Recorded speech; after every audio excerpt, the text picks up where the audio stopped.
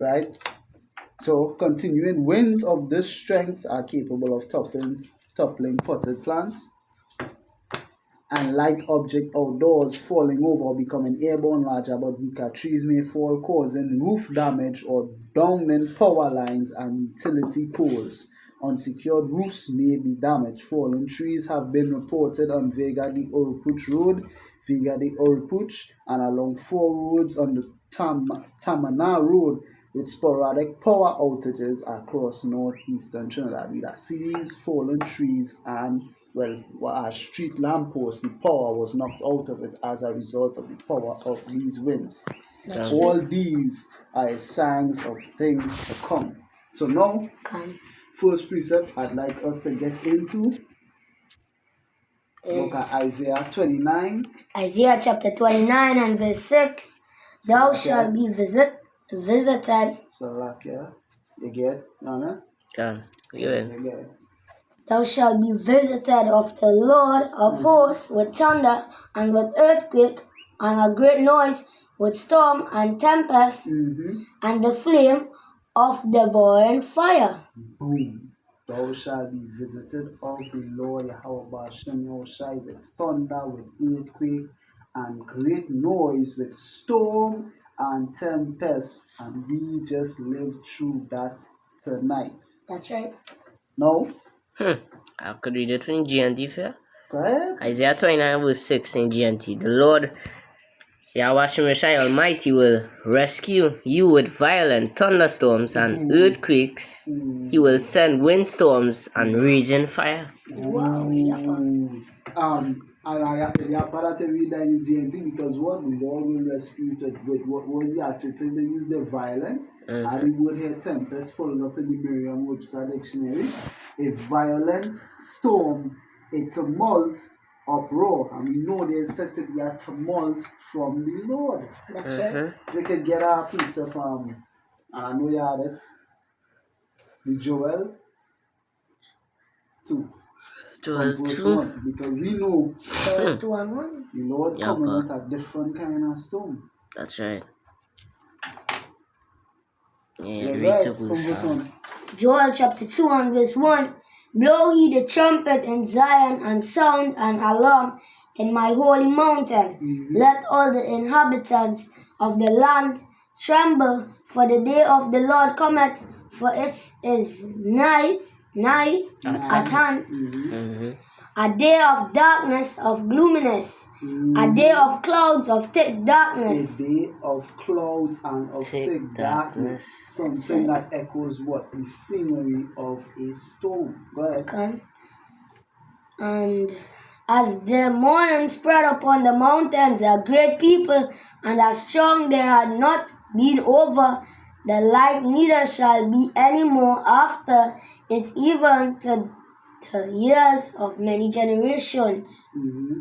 Verse 3, a fire devoured before them, and behind them a flame burned. The land is as the garden of Eden before them, and behind them a desolate wilderness, and nothing shall escape them. Man, we see what is this speaking about?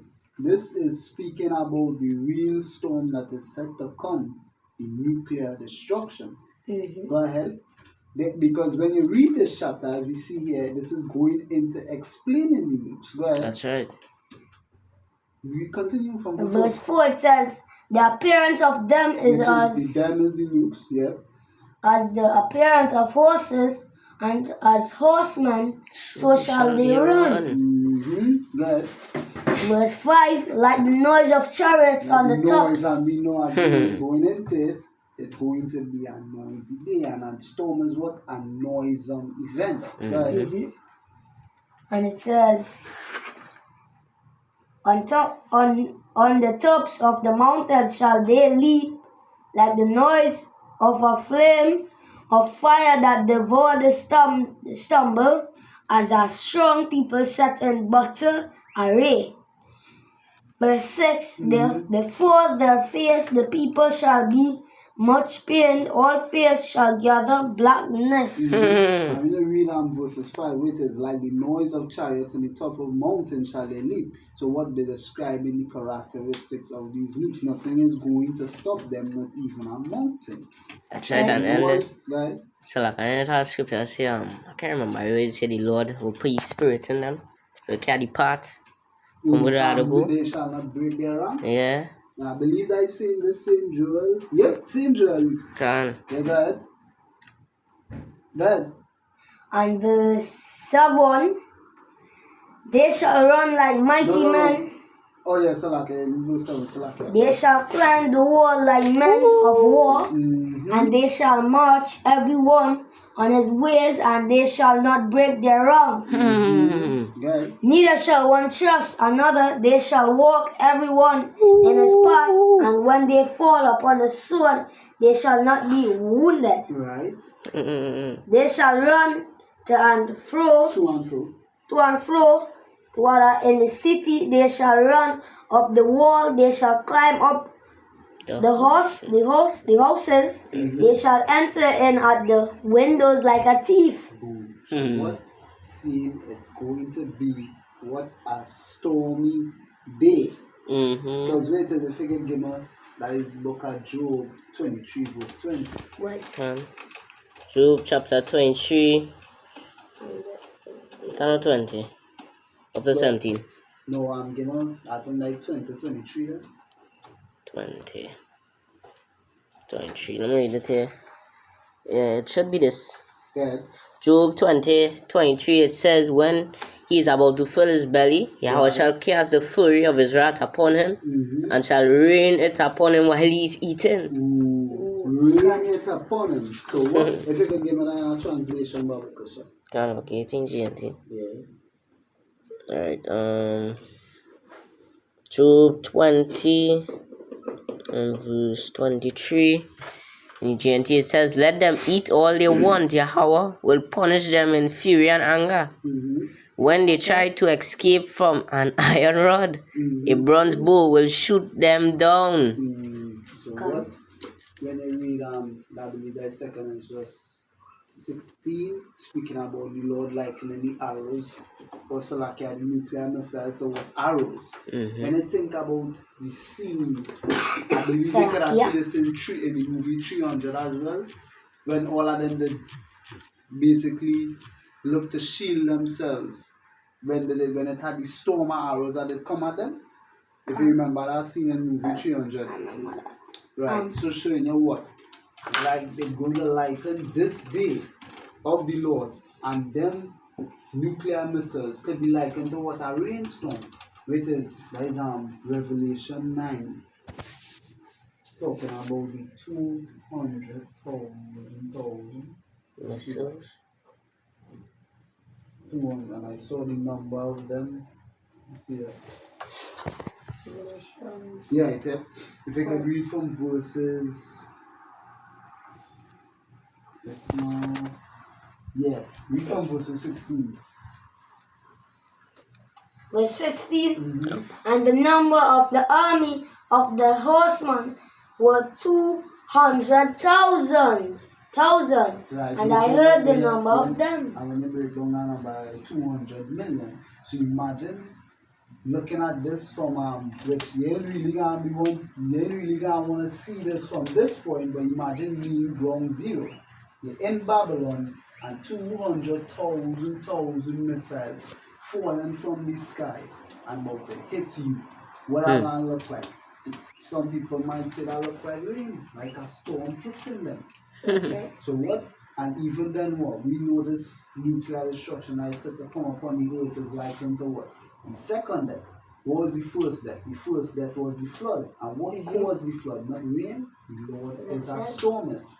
The way he likes to visit, one of his favorite ways to visit the earth is what? Through storms. Well, if you could give me Ezekiel 30.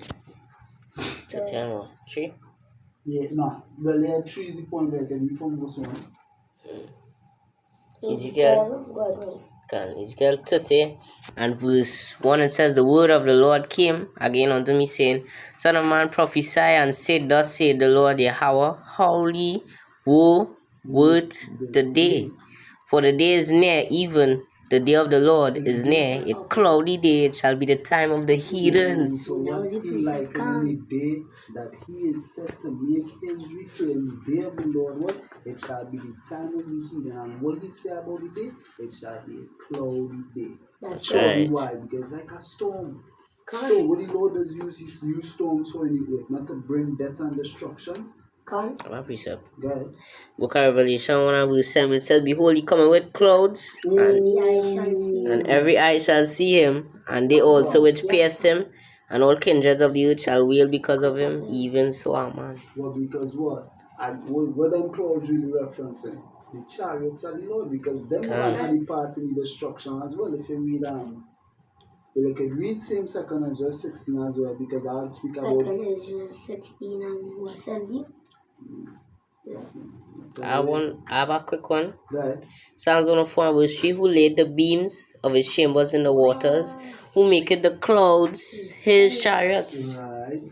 Come on, that was it right. So what the chariots is cloud, because when the Lord makes his return, if I can just get his precept here, it's not Second Ezra, it's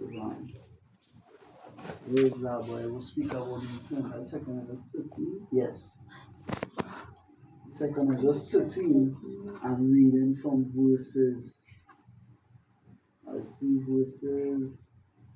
I'll read from verse 5. You can go ahead and read that from verse 5, because what? When the Lord makes his return and the chariots come, they're literally going to cover the whole sky. It's literally going to look like clouds in the sky. Tens of thousands of chariots. What's that precept? It's 68, 17. Yeah. But that one going into Isaiah 66. 68, like 68. Not 68, 66 chapters in Isaiah. 66. Psalms 68 Yes. and 17. Alright. Alright, now that you can get it, the second is just check out. Alright. Second is just 13 from verses 5. Second Ezra. That's not the middle verse. Second Ezra chapter 9 and verse 13 and verse 13 and verse 5 it says, Right. And after this I beheld, and lo, there was gathered together a multitude of men out of number from the four winds of the heaven to subdue the man that came out of the sea. But I would have seen the region or place whereout the hill was graven, and I could not. And after this I beheld, and lo, all they which were gathered together to subdue him were sore afraid, and yet durst fight. That's right. What is speaking about? Upon the time when the Lord is set to make his return, and you read about this same account in Revelation chapter 12, the war in heaven, which again, the storms, we see that major, let me say, thing that plays a part in storms is the clouds, right? Because the rain comes from the clouds, the winds, all of these things, right? All of these take place in where? The skies, which is known as the heavens. In the Bible, where does this battle here take place? In the heavens, because well, again, when I read verse 5, gathered together a multitude of men out of number from the four winds of the heaven. So what heaven is that? Can't be the heaven, because what we know, pursuant to Job, I believe like 25 and verses 2, he maketh peace in his high places. Fear and with him, fear and dominion are with him, and all these things. So we know this war in heaven can't actually be going down in the heaven where Yahweh dwells, but it has to be talking about the heaven, which is the sky. And again, what storms happen in the sky, and we see our next storm like tempestuous event is set to take place in the sky, and what the chariots going to have a part to play in it. If you could continue, I thought.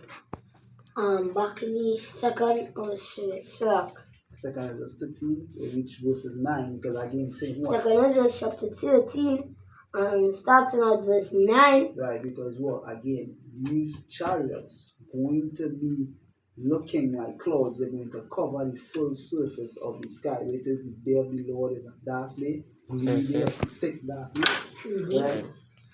It says, and lo, as he saw the violence of the multitude that came, he neither lift up his hand, nor held sword, nor any instrument of war. Mm-hmm. But verse 10 too? Yeah. But only I saw that he sent out of his mouth as it had been a blast of fire, and out of his lips flaming breath. But what it's not talking about Yahushua being some kind of fire being a dragon. What it's talking about is his chariot. That's right. He gave the command, and what a blast of fire was sent out, right? And what did it do? So now go ahead, continue. And out of his tongue he cast out sparks and tempests. Now with tempests again, because we're going to be a stormy event. A tempestuous like event. Go ahead, verse 11. Verse 11, and they were all fixed together the Mixed. mixed together the blast of fire, the flaming breath, and the great tempest. Tempest. Because again, when you think about storms, what? It's a rain, it's a hail, it's a wind. All these things happen at the same time to do what? Bring death and destruction. Go ahead. That's and right. And that the same thing his child is going to do. But go ahead. Why for the correction, eh? And the great tempest, and fell with violence upon the multitude which was prepared to fight, and burned them up every one, so that upon a sudden of an innumerable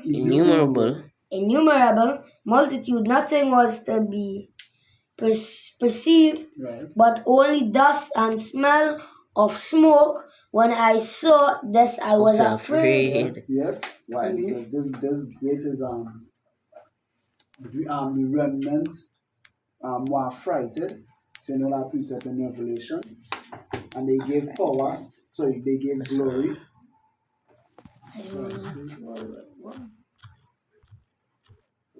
Go ahead and bring these Psalms ready time. Yeah. Revelation 11. Alright, 13. Yep. And you are the Psalms in Psalm 68, 17. 68, 17, that's right. Go ahead. Right? The chariots of Yahweh are 20,000, even thousands of angels. Yahushai is among them as in Sinai in the holy place. So what again showing you the number, the sheer number of these vehicles, these vessels, these chariots as we know them, and the scientists and all these dummies in the world could tell you spaceships and UFOs and all that kind of crap. That's going to cover the sky, not just because of the sheer size and mass of these things, but also what the number of these things. I had the brother here holding in Matthew 24, but you have Revelation 11 and 13 as well. Go ahead, I'm reading it, and it says, and the same hour was there a great earthquake, and the 10th part of the city fell, and in the earthquake was slain of men 7,000, and the remnant were frightened, and gave glory to the power of heaven. Right, so when this storm-like event is set to take place, the remnant is said to be affrighted, because what this is going to be a scary sight, just like a storm. You can go ahead with Matthew 24. Matthew 24 and verse 27, it says, for as the lightning cometh. Matthew 24. And verse 27, go ahead. It says, for as the lightning cometh out of the east and shineth even unto the west, so shall also the coming of the Son of Man be. For wheresoever the carcass is, there will the eagles be gathered together. Right. Immediately after those tribulations of those days shall the sun be darkened. Right, because the sun not going to be visible in the sky. In that time. And the moon shall not give her light. Right. And the stars shall fall from heaven. And the powers of the heavens shall be shaken. Right, go ahead. And then shall appear the sign of the Son of Man in heaven. This sign is what? The chariots. That's right, go ahead. And then shall all the tribes of the earth mourn, and they shall see the Son of Man coming in the clouds of heaven with power and with great glory. In the clouds of heaven, again speaking about what? Is chariots. That's Well, right. I'm ready to say here, and then shall all the tribes of the earth mourn. Why? Because what is Yahweh Shai coming here to do? To give us Revelation 19 and verses 12. I believe. Revelation chapter 19 and verse 12.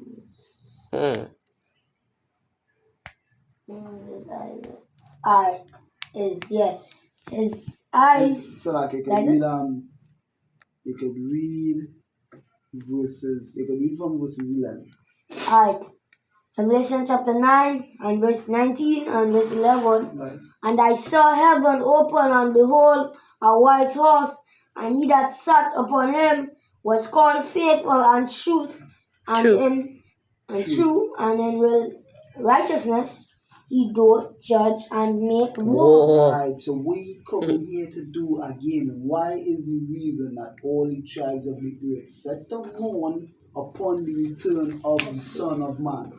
Because he's coming here to make war. He's coming here to do something that a storm does, which is what? Bring death and destruction. Verses 12. Verse 12, his eyes were as a flame of fire, and on his head were many crowns. Why? Because he take down all the rulerships in this earth, all the king. Ooh, God, you're bad. They look at 1 Corinthians chapter 15 and verse 24. Then Right. come at the end when he shall have. Because what come at the end, right? He is said to make his return when? At the end of this bit. That's right. Done.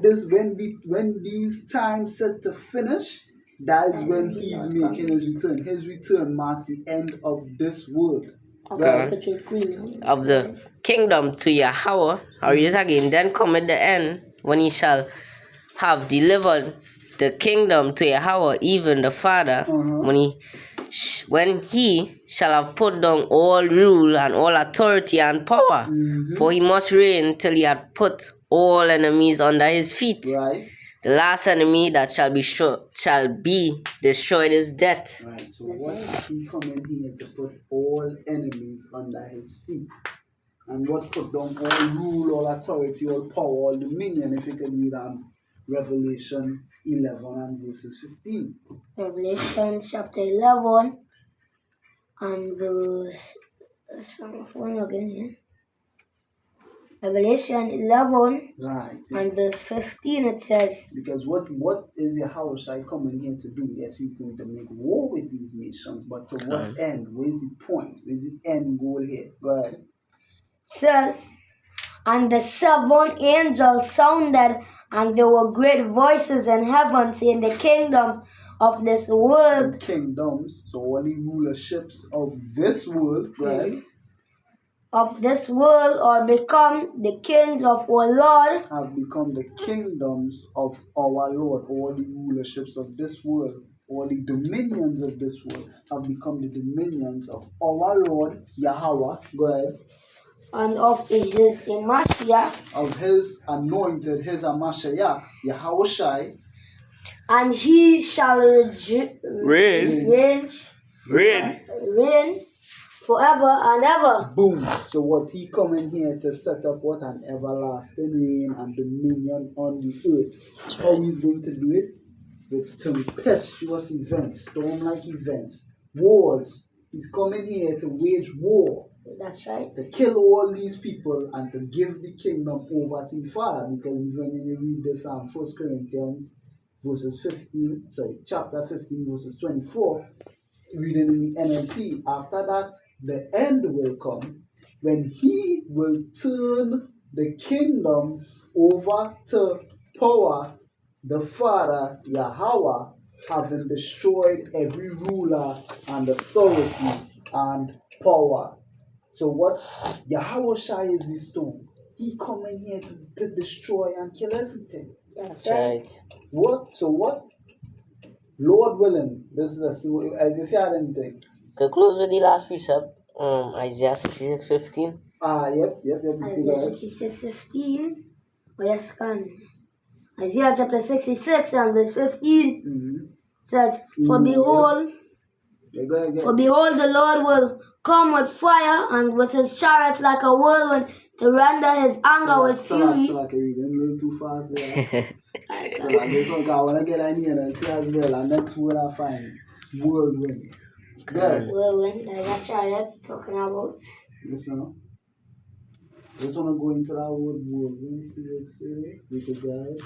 It says, but behold, the Lord will come with fire and with his chariots like a whirlwind, to render his anger with fury and his rebuke with flames of fire. Right, so what?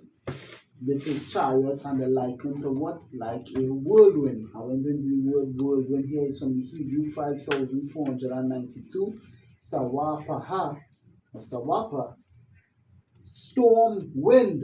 So he come in here with his chariots like a storm. That's right. Right? You see what it say here? Oh, even when you go down to the Strongs from the Hebrew, if you look at this, Hebrew 5486, Sawap. This now, nah, so like it's not that. Yeah, well, you can read it here. A primitive root to snatch away, terminate, consume, have an end, perish, be utterly, and then just going back to the first word, which is the Hebrew 5492, a hurricane. So this whirlwind here, these chariots are like, the coming of these things are like into what? A storm, a hurricane, Red Sea storm, tempest, whirlwind. So what? The Lord coming here like a storm. And again, when you read verses 16 now, it's going to tell you what this storm is going to do. Isaiah 60. 66 verse 16. Isaiah chapter 66 and verse 16. For by fire and by his sword will the Lord plead with all flesh. And we know that plead, when you go into that word plead, it means to judge. So he's going to judge by fire, which is in righteousness, that he judge and make war. But what is the judgment? The judgment is fire. Go ahead. Yes. And the slain of the Lord shall be many. So what chariots, the storm that the Lord coming with is said to what? Slay many. He shall render his. Rebuke with flames of fire. Oh yeah, read that. No, yeah, we don't read that. I verse 15. Yeah, so Lord willing, this lesson was edifying, and that you were edified. In closing, we like to say, Kal Halari Amlaya Hawa, Ba'ashem Yahushai, Ba'ashem Rakakodash. Barakatum. We like to give double honors, double unto the apostles and elders of Great Millstone, who gave us his doctrine, his truth, and all sincerity. To the men standing by the highways and byways, pushing his doctrine, we like to say, Shalom. Shalom. And even unto the sincere Akwat, the ones who sit listening to these lessons in silence, subjection, and obedience to their husbands, we like to say, Shalom. Shalom. This was your brothers, Yeramia. Brother Yaquab. Brother Maya Sha'ala. Lord, come in here with a storm. Till next time, we like to say, Shalom. Shalom.